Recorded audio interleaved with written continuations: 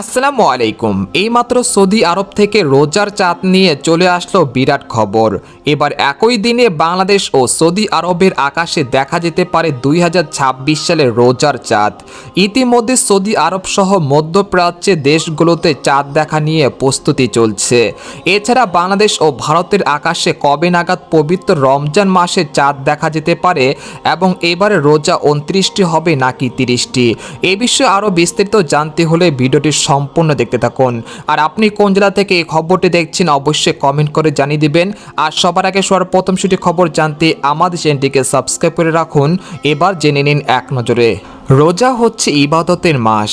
এই মাসে এক রাকাত নামাজের সোয়াব 70 রাকাতের সমান। রমজানে জান্নাতের দরজা খুলে দেওয়া হয় এবং জাহান্নামের দরজা বন্ধ রাখা হয় এবং শয়তানকে বন্দি রাখা হয়।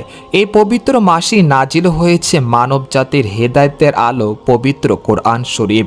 রমজান তাই আত্মশুদ্ধি ও আল্লাহর নৈকট্য অর্জনের শ্রেষ্ঠ সময়। বাংলাদেশে চাঁদ দেখার কমিটি অনুযায়ী আগামী 19শে ফেব্রুয়ারি বৃহস্পতিবার থেকে বাংলাদেশে প্রথম রোজা শুরু হতে পারে, আলহামদুলিল্লাহ।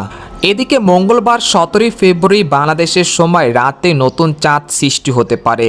তবে নতুন চাঁদ সৃষ্টির দিন সাধারণত খালি চোখে চাঁদ দেখা যায় না, কারণ চাঁদ দেখার জন্য তার বয়স কমপক্ষে 12 থেকে 18 ঘন্টা হওয়া প্রয়োজন এবং সূর্যাস্তের পর কিছু সময় দিগন্তের উপরে অবস্থান করতে হয়।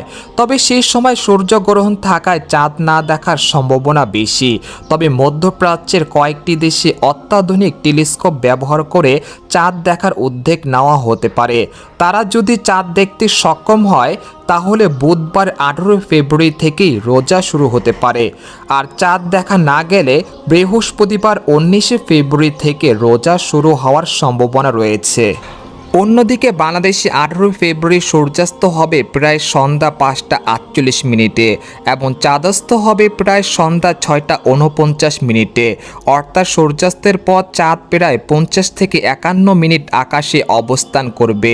এ সময় চাঁদের বয়স প্রায় 24 ঘন্টা অতিক্রম করবে, যা খালি চোখে চাঁদ দেখার জন্য তুলনামূলক অনুকূল বলে মনে করা হচ্ছে। অর্থাৎ বলা হচ্ছে যে আগামী 19শে ফেব্রুয়ারি বৃহস্পতিবার বাংলাদেশে পবিত্র রমজান মাস শুরু হতে পারে, আলহামদুলিল্লাহ। তো এই ছিল খবর। এরকম লেটেস্ট খবর জানতে আমাদের সাথেই থাকুন। ধন্যবাদ।